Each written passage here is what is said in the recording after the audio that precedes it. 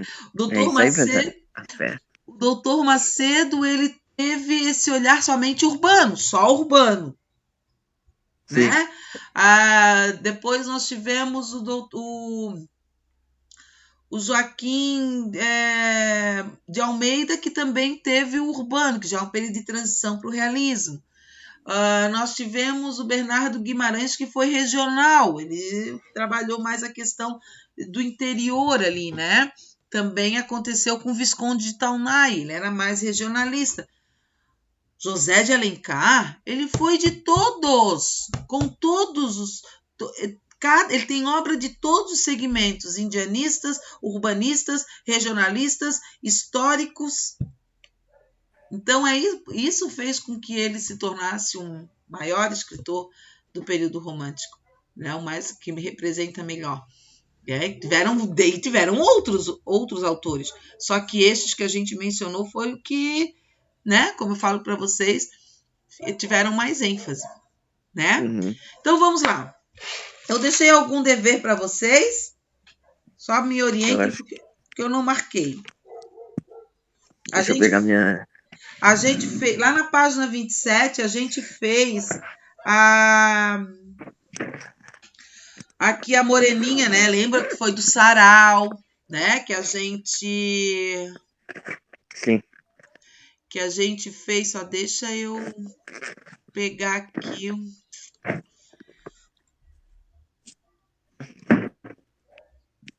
Deixa eu pegar aqui. Hoje eu vou trabalhar com vô também. Hoje eu vou trabalhar com vô. Vai, cuidado, hein, rapaz? Vô. Cuidado. A gente foi lá na enseada, pensa, professora, tava tudo... A água tava toda agitada. Meu Deus, nem... Lá na Enseada também foi feio, né? Nós temos uma professora que mora lá, a Lu. A casa dela foi bem destruída também. A professora da minha filha. A gente estava conversando. Deixa eu ver, prosa romântica. Aqui. Deixa eu ver se é essa. Ai, Deus. Então, lá na página 27, daí a gente... Marquinhos, tu tá aí, Marcos? Literatura ou redação, professora? Literatura. Eu botei lá no grupo que a gente ia ver a literatura. Porque como é Eu não conteúdo... cheguei, então...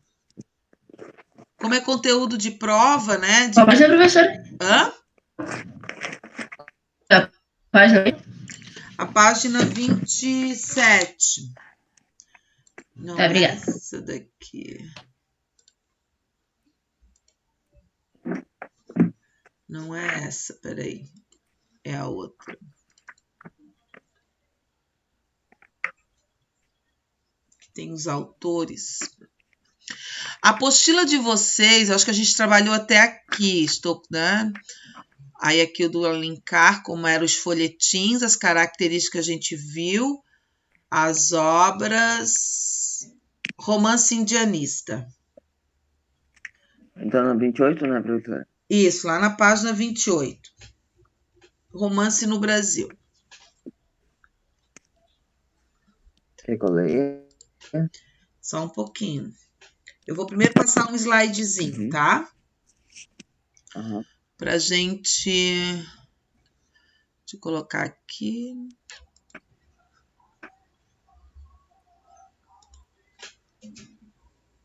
Estão vendo? Sim. Compartilhou? Sim. Tá, beleza. Uhum. Então, aqui nós estamos no slide 8. Podem começar lá na página 28 e lá na... Não, minto, lá na página 29 tá aqui, ó, prosa indianista, romance indianista, tá? Podem colocar ali. Ok. Vou pegar lá no slide, peraí. Romance indianista. Bom, gente, eu tentei mostrar aqui foi melhor para vocês para acompanhar a apostila. Então, a gente já conversou um pouquinho, como eu disse para vocês, que a prosa se deu por vários segmentos. Nós temos tanto romances de regionalistas, indianistas, urbanistas. Eu quero que vocês coloquem, marquem como importante lá na apostila de vocês, da Moreninha, que a Moreninha foi a obra que abriu, tá? que abriu o período da prosa romântica aqui no Brasil. Abriu o romantismo aqui no Brasil, na verdade, tá? Mas como a gente não fala, a gente separa a prosa da poesia, a gente tem que dar ênfase à poesia e depois à prosa. Então, a prosa, o Dr. Macedo, ele abriu, coloquem aí como importante. Tem outros, tá? Eles colocam outros também.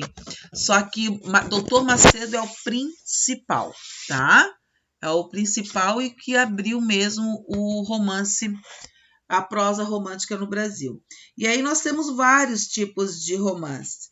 E aí nós vamos começar então com o romance indianista. Por que intitular romance indianista? O que quer dizer ser um romance indianista? Alguém pode me dizer já pelo nome? Que envolve o índio como herói? Envolve o índio como herói, tá? Nós Ou temos... se baseia no livro? Não, se baseia Não. no índio? Isso, no índio, sempre no índio, muito bem. Então, assim, ela sempre vai envolver a história do índio com um português ou com um branco, tá? No romance indianista, ele busca valorizar o índio nacional, né? Como um herói nacional, como algo, como coisa importante do nosso Brasil, que ele faz parte, ele é característica da nossa terra, né? Como a gente sabe que o romantismo vai enfatizar as características do Brasil, é comum que ele faça esse tipo de referência com o nosso índio, óbvio, né? Então, lá na história de Iracema, vocês já leram a Iracema? Não.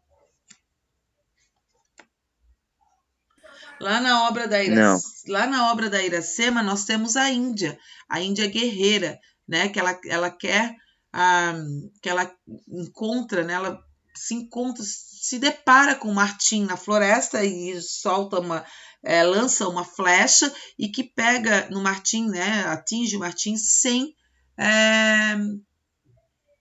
querer, não foi proposital, e ela vai e salva Martim. Então, dali ele já começa o romance. Martim é o português, um dos portugueses, né, que vieram explorar território brasileiro nas caravelas e que era muito amigo da tribo potiguara. Os potiguaras são os índios, são os comedores de camarão que fala, né? Os índios são os potiguaras são os índios do litoral. Então, eles tinham o primeiro contato com os portugueses. Então, automaticamente, eles faziam amizades, né? Se aliavam aos portugueses, e os tabajaras eram os índios do interior do Brasil. Então, a Iracema é uma índia que pertencia à tribo tabajara, enquanto Martim era era um português que se aliava à tribo potiguara, tá? E aí ela atinge o Martim com a flecha e leva para essa tribo. Até então ela não sabe de nada, que ele pertence à tribo potiguara. E a tribo potiguara e a tribo tabajara, eles são tribos rivais, né? Eles se duelam o tempo todo em relação a territórios, enfim, né? Então eles são tribos rivais. E aí Martim foi para lá, e agora, meu Deus? Ela vai lá. Iracema é uma índia que possui uma poção, a poção de Jurema. Essa poção levava os grandes... levava os homens, né, a sedução dos homens. Então, ela só podia usar para um guerreiro. Ela foi escolhida. Vamos pensar que os índios não têm aquele tabu do sexo, tá, gente? De, não, ou isso, ou aquilo, não. Tanto é que eles são casados com várias mulheres e têm filhos com várias mulheres, enfim. Só que tem uma que é escolhida para um guerreiro. Iracema foi a escolhida para esse guerreiro. Até o índio se tornar guerreiro, porque tem todo, né, um ritual para ele se tornar um guerreiro. Então ela tinha que esperar por ele, e ela só podia usar a poção de Jurema com o Calbi, tá? Aí o que aconteceu, gente? O que é essa poção de Jurema? Que ideia vocês acham que é essa poção de Jurema que o Alencar descreve tanto? O amor? Não, propriamente dito. A virgindade dela. Ela só podia perder a virgindade com o guerreiro, com aquele guerreiro, porque ela era prometida para ele. Entenderam? A poção de Jurema nada mais era do que a virgindade dela. Tanto é que ela era conhecida como quem? A Virgem dos Lábios de Mel. A Índia dos lábios de mel. Os lábios de mel que eram doces, envolventes, como descrevia Alencar na obra, tá? Como descreve José de Alencar na obra de Iracema. Então ali, ó, o que acontece? Ela leva o Martim, para ser cuidado, e aí ela passa a noite com o Martim. Ou seja, no romance, na historinha lá de bonitinha do romantismo, né, que ele cria toda uma ideia bonitinha em relação a isso, ela dá a poção para ele. É a poção que ela deu para ele, né? E aí, lógico, ele alucinado pelas coisas que ele não percebeu que tinha feito isso com a Iracema. E aí, Iracema, automaticamente que ela perdeu a virgindade com ele, o que vocês acham que vai acontecer, gente? Vai ser assim? Os índios vão aceitar de boa o que ele, né, entre aspas, ele fez com Iracema? Claro que não. Claro que não. Aí começa o conflito, né? Iracema e Martim fogem da tribo da Tabajara e automaticamente se encontram com os potiguaras no meio da floresta, porque eles estavam à procura de Martim, e aí começa o duelo entre Tabajara e os potiguaras, que sempre teve, e ainda mais isso, né? Tribos rivais, famílias rivais. É o que vai acontecer, o amor impossível.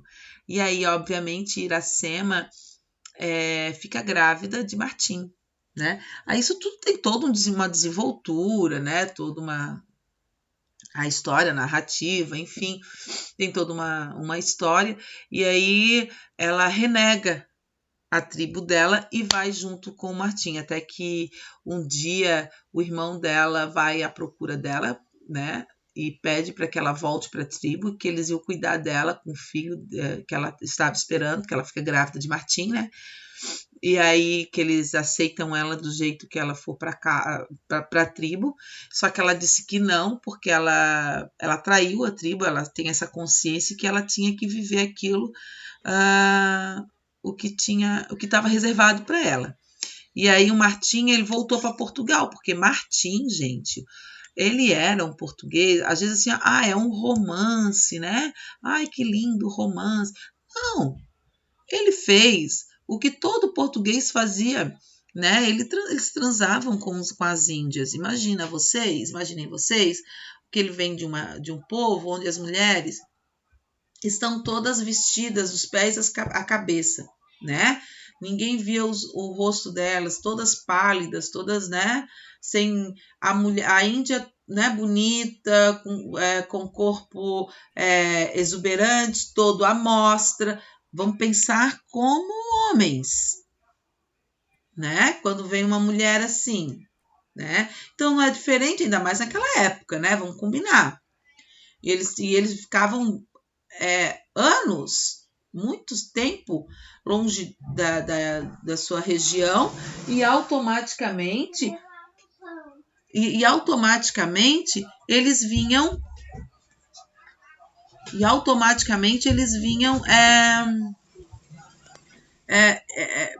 né, sem mulheres. Imagina. Então, nesse período, o que aconteceu? Ela ficou com ele, só que Martim, ele tinha uma prometida em Portugal. Então, ele voltou para Portugal e automaticamente, né, para casar, a nossa querida Iracema ficou sozinha aqui aqui no Brasil e teve o seu filho sozinho, com muito sofrimento, né? Ela teve o Moacir, que significa na língua tupi-guarani filho do meu sofrimento e filho da minha dor. E ele teve, e quando ele voltou, ela ainda conseguiu, que ela estava quase morrendo, ele ainda conseguiu ver a Iracema viva, né? E aí ela entregou o Moacir aos braços de Martim, perdão.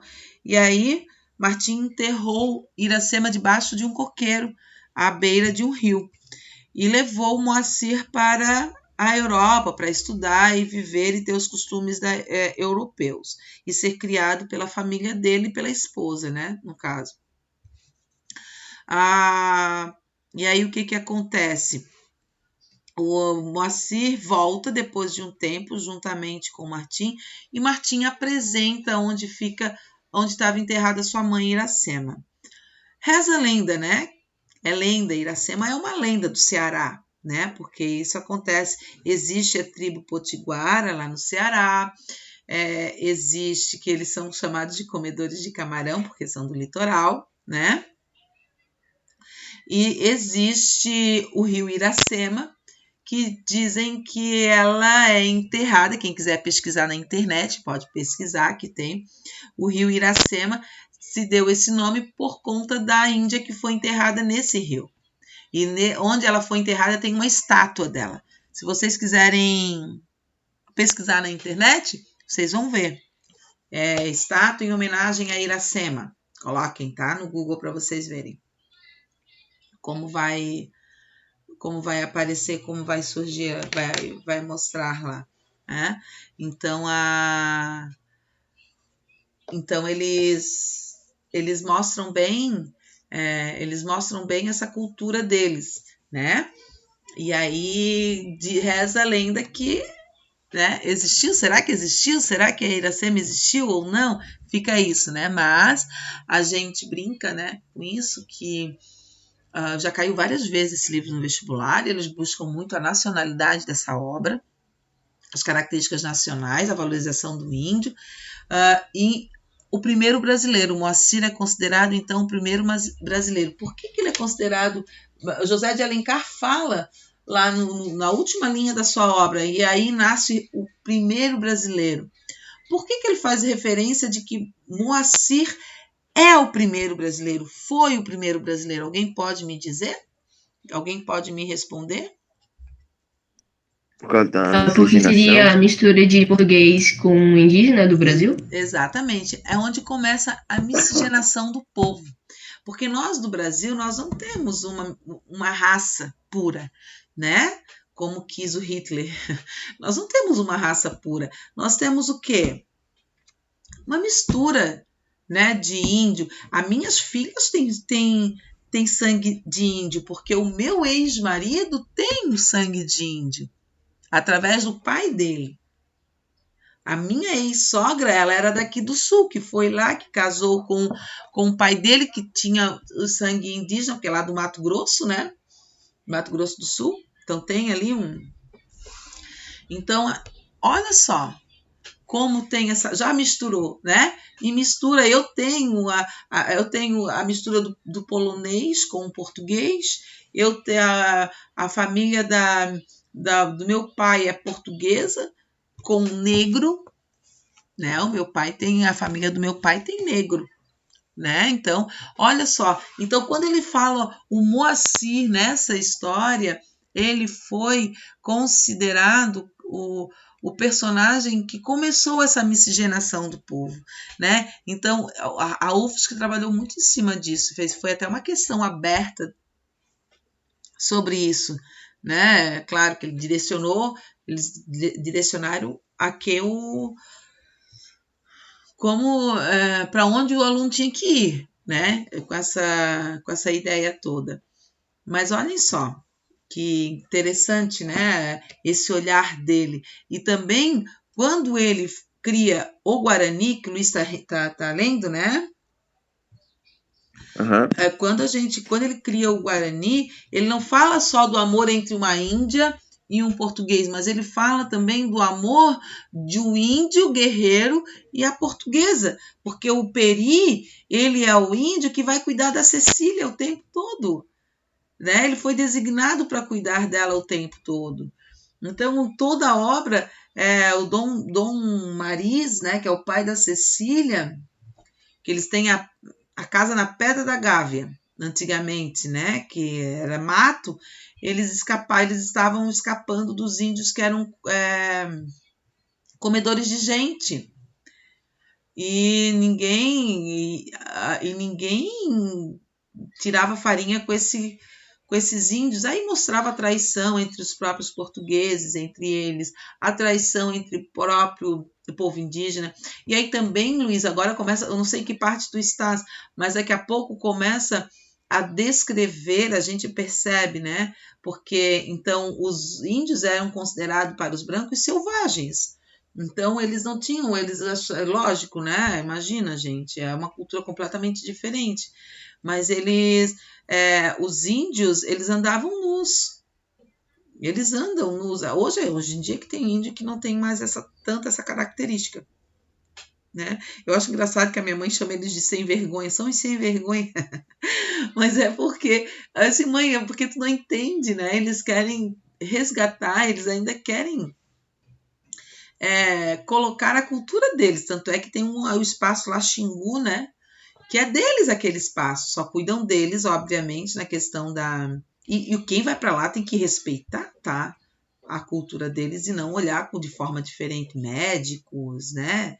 Enfim, não tem que ficar observando porque eles estão sem investimento, alguma coisa. Eles ali conseguiram ter a cultura deles, né? Então, imagina, na descrição do Guarani é engraçado que a gente vê o Peri, da primeira forma, assim, a gente vê o Peri como um índio comum, né? Que ele entra, que ele tá ali, eu não vou contar a história, tá, Luiz? Porque tu estás lendo, mas Sim. o final é muito legal. Depois a gente pode até voltar e conversar sobre. Então, ali ele vai mostrando bem a cultura dele, ele vai deixando a cultura de índio, ele vai sutilmente, né? Ele vai incorporando a cultura do branco, né?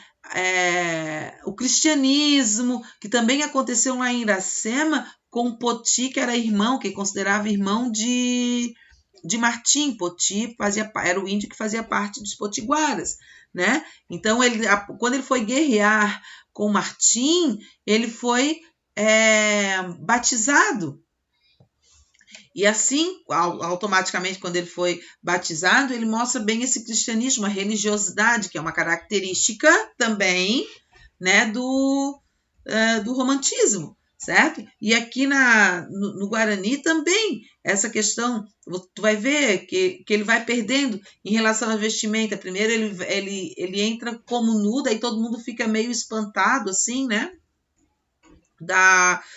De como ele age, de como ele entra na casa. Aí depois ele começa a se vestir, ele bota uma camisa, depois ele tá com uma calça. Então, e aí ele mostra bem a questão dos dois pontos ali do Guarani, do Peri, é que quando ele está dentro da casa do Dom Diniz, ele mostra bem que ele está incorporando as características dos portugueses. E quando ele vai para a mata, ele se torna Peri. Ele é o índio. Então, aí mostra essa influência, né? Porque ele está sempre assim cuidando. Quando a Ceci vai tomar banho no rio, né? Ela tem uma ama que também é a mistura de uma índia com um branco, e que sempre é a companhia dela, né? Ele sempre fica ao lado dela para que nada aconteça, porque tem inimigos que querem matar, né? Você vai ler, Luiz. Então, assim, ela tá protegida, e o Peri ele vai ser sempre protetor, e no final da obra não é diferente. Aí depois a gente vai conversar sobre o final da obra, tá, Luiz? Não vou falar agora, não. Ok. Semana que vem. Semana Aí que a, vem eu gen- já acabo esse livro. aí a Até gente. lá. É legal vocês terem bastante contato com esse tipo de obra, porque até para vocês já irem se habitualizando com com a linguagem, para se cair no vestibular alguma coisa o ano que vem, né? Então é bom vocês já terem o hábito de ler essa obra, entender um pouco, pesquisar. Muito bem, Luiz, pela tua iniciativa, tá? De ler. É importante mesmo. E ainda leu o Guarani. O Guarani quase ninguém lê, sempre querem Iracema.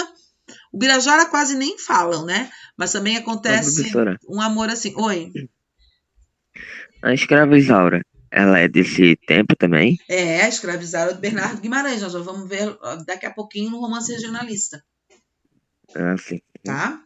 Ok. Então, ó, o romance indianista, ele foi representado somente por José de Alencar, tá? Só ele representou o romance indianista. Então, o heroísmo é representado pela natureza, pela nobreza de caráter e valentia das personagens, tá? O herói é feito por isso e representado pelo, pelo próprio índio, tá?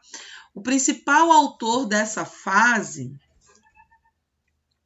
O principal autor dessa fase romântica no Brasil é José de Alencar. Seria este o estilo criado por ele. Foi só ele que criou. Ele é o principal, tá? Então, se falar em romance indianista, prosa indianista, nós estamos falando de José de Alencar, não tem outro, tá bom?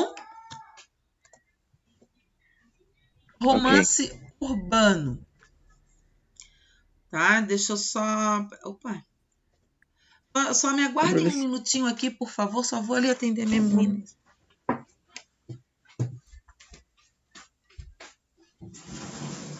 Ai, Antônia, espera, Antônia.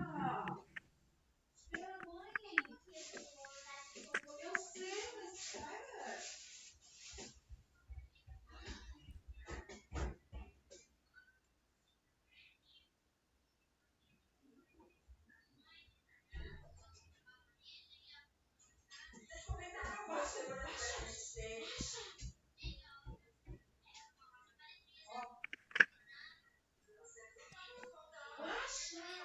Tem que ser 8, tá dando 9.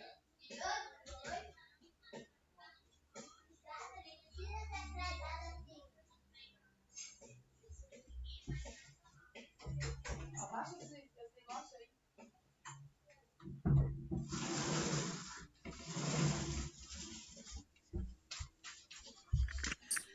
Romance urbano. Romance urbano já tem uma outra bom dia. pegada, tá? O romance urbano ele já tem um outro olhar. Eu tenho lá o meu no indianismo, claro que o meu ponto vai ser o índio, né? Agora, o romance urbano ele vai retratar a sociedade daquela época. E aí eu tenho vários autores. Eu tenho principalmente a Moreninha. A Moreninha ele não faz uma crítica, tá? A Moreninha ele fala ali de um romance doce, bonitinho, né? Entre adolescentes, jovens. Então, é um romance água com açúcar, vamos dizer assim, tá? Mas tem outros romances que já faz uma crítica muito sutil, óbvio, porque a ideia do romantismo é o amor acima de tudo, né? Então ele não vai trabalhar uma crítica tão ferrenha, porque depois nós vamos conhecer os romances de Machado de Assis, aí sim. Aí o que vai acontecer com Machado de Assis? Nós não vamos conseguir ver romance nenhum, né? Porque aqui no romantismo nós vamos ver lá, embora o pai do Augusto não quisesse que ele casasse com a Moreninha, por exemplo, mas ele foi lá e fez o casamento dos dois porque o amor prevaleceu, tá? Nem aqui vai acontecer a mesma coisa com as outras obras, tá? O romance urbano retrata a pequena burguesia, a ascensão da classe média, as relações sociais e morais. Onde é que vocês vão pegar isso daqui? Deixa eu ver. Lá na Tá na página página 28. 37, Ah, tá. tá? Lá na página 37.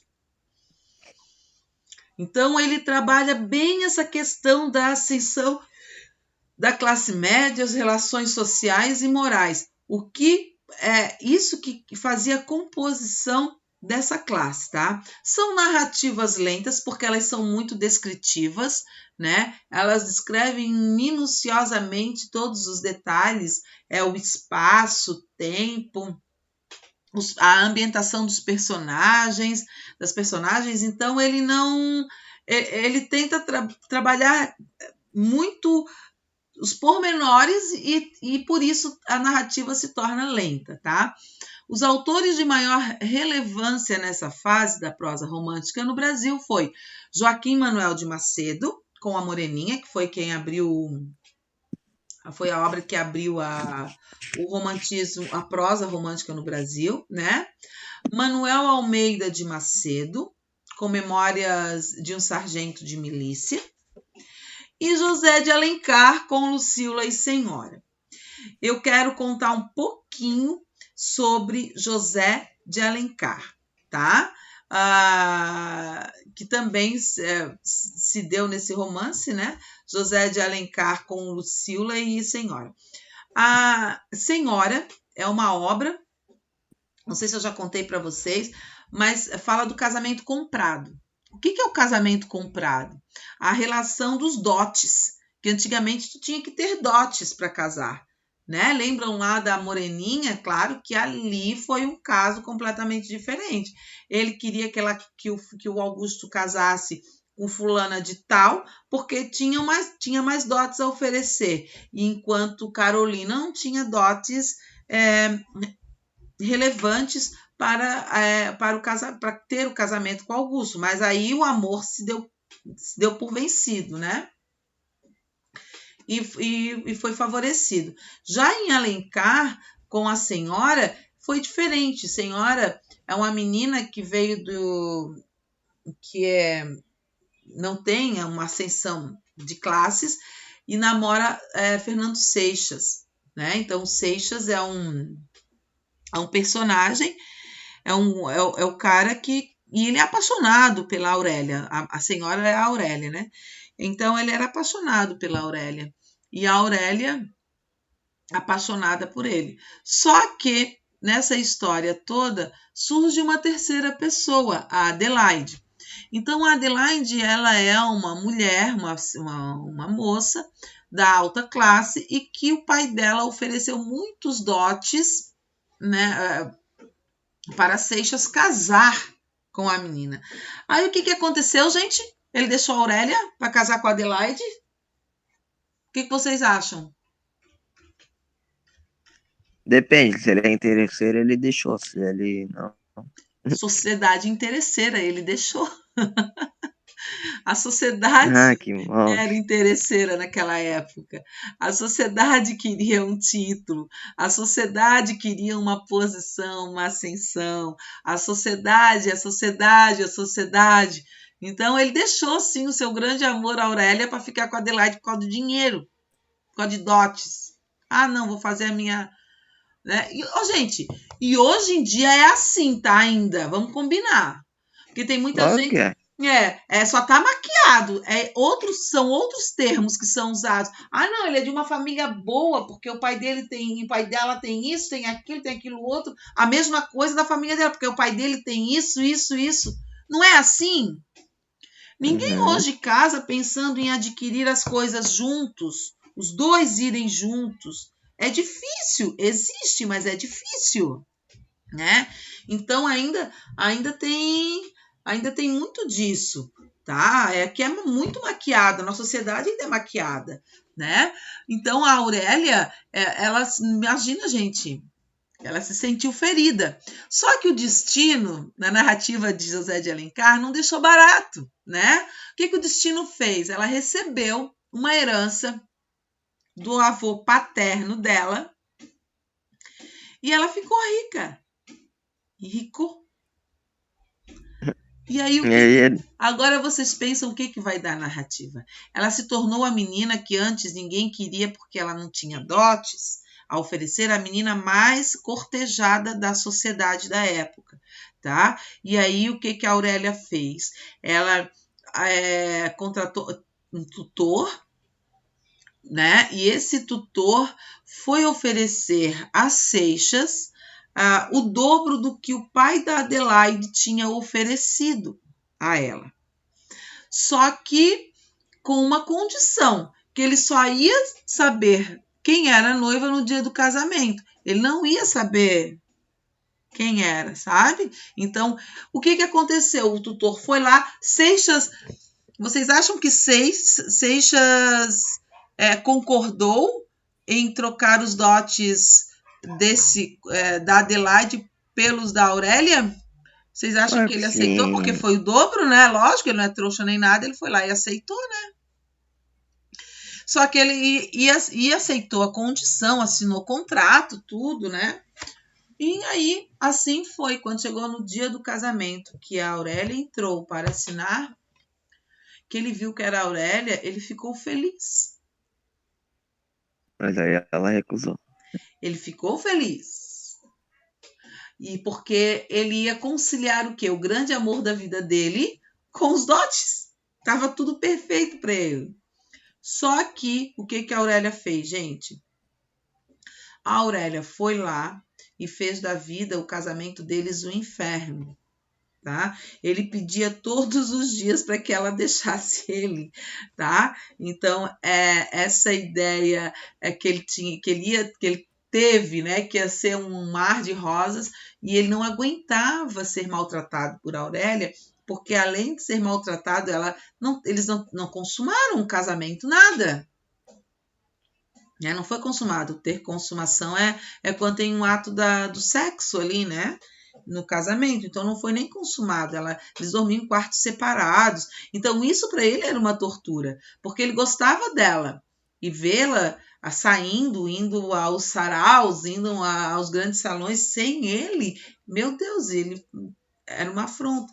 Até que teve um momento, né, que ele falou para ela que não queria mais casar, não queria mais ficar casado com ela, rasgou o contrato, já que não tinha sido consumado ainda o casamento, ela poderia desfazer o casamento, né? E aí a Aurélia, quando estava indo embora para a Europa, né? Que daí aconteceu isso, estava indo embora para a Europa, ele se ajoelhou aos pés dela e pediu perdão por tudo que ele fez, e que que ela era o grande amor da vida dele e que ele queria viver com ela. E aí a Aurélia, ali vendo seu amado, porque ela também amava ele, ela fez tudo mesmo porque de vingança, mas ela amava ele. Por isso é que a gente diz, quanto mais a gente se vinga, quanto mais a gente... É porque ainda gosta, né? A partir do momento que tu despreza, que tu não dá bola, que tu não... É porque a gente não gosta mais. E a Aurélia é um perfil fiel disso, né? E ela amava ele, tá? Então eles pegaram, esqueceram tudo e viveram felizes para sempre. Então eles ficaram juntos. No final disso tudo, eles ficaram juntos. Então, olha só, Lucila fala sobre a questão de dotes, a posição social que valia mais do que um grande amor, uma sociedade, né, que valorizava, a sociedade burguesa que valorizava isso. Então, o urbanismo se referia em torno disso. Na outra história, que é Lucila, já conta uma historinha diferente, tá? A Lucila, ela trabalha a questão de uma menina que saiu do interior para tentar a vida na cidade grande. Aí ela conhece umas pessoas que mostram a prostituição para ela, e aí ela ganha um dinheiro com aquilo, um dinheiro bom que era para ajudar, e levava para os pais, né? Então o pai dela descobre que ela estava fazendo isso e é expulsa de casa, e ela foi para a capital. Lá ela conhece, ela rouba o nome, né? Porque o nome dela era Glória. E aí ela rouba o nome e ela troca o nome com uma mulher que faleceu, né? De Lucila, de Glória para Lucila. E depois ela fala para o pai dela, só quem sabia era a irmã dela, né? A menor. Ela avisa ao pai dela que a Glória tinha morrido. Ele vai até o caixão, vai até o cemitério e tal, pede perdão. E ela assistia tudo aquilo assim escondida, né? A narrativa conta no início para a gente entender um pouquinho a história, né? E daí ela assiste tudo aquilo dali com pesar, né? Mas que foi necessário para que o pai dela não tivesse vergonha dela, porque ela se tornou a maior cortesã da sociedade carioca da época. Então ela tinha uma casa de cortesã, ela teve ascensão, ela acolhia as meninas que ficavam na rua, que saíam do interior para tentar a vida, né? Não conseguiam, enfim. E aí ela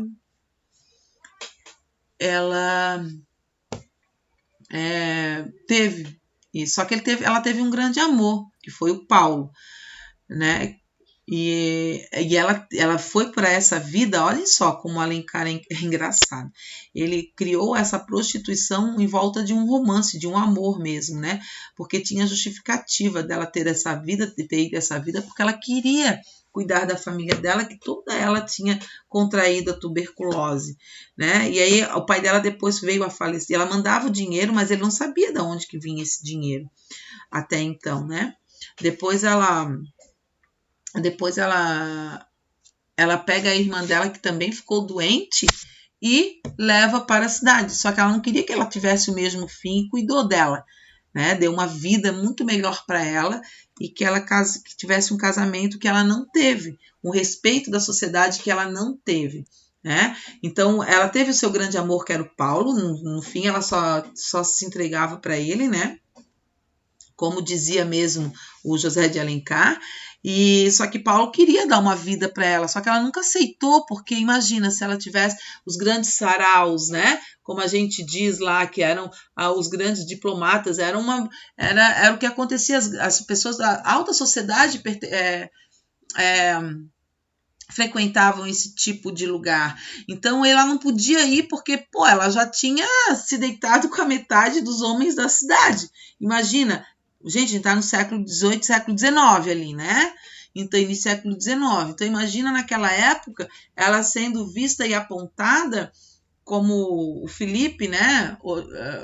O Felipe queria, né? Ela frequentando junto com ele, as piadinhas que ela ia ter que suportar, e o próprio Felipe. Então, ela não queria isso para ele, o Felipe, o próprio Paulo. Então, ela não queria isso para o Paulo. Então, assim foi. Depois a Lucila fica doente. É uma história muito legal. A Lucila fica doente e ele pede, e a irmã dela fica assim, né? Lá vão ter, sem família, sem nada, se ela morresse.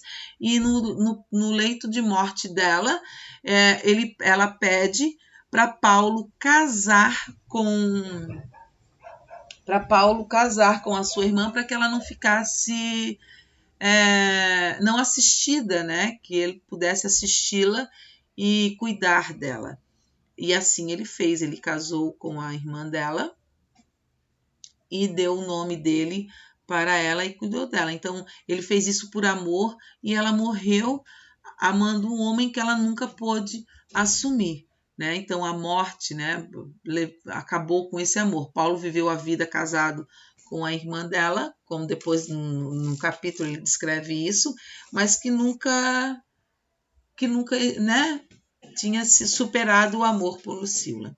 Uma história bem triste essa, mas é o que foi retratado também. Preconceito da época, óbvio, né? Também a gente não pode deixar isso de lado, porque nós estamos vivendo no período do século XIX e que isso não ia ser diferente, né?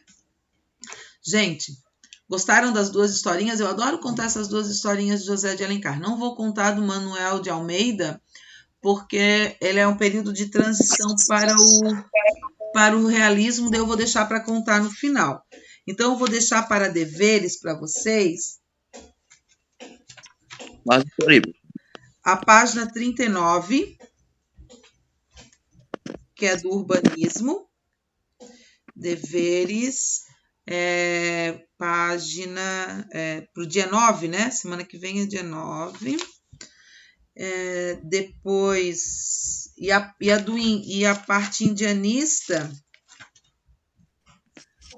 só a página, deixa eu ver, indianista, a página 32, começa lá na página 31, né, que é a leitura lá da obra de Iracema, e termina lá na página 33, tá? Então, 9/7, tá? Dia 9/7.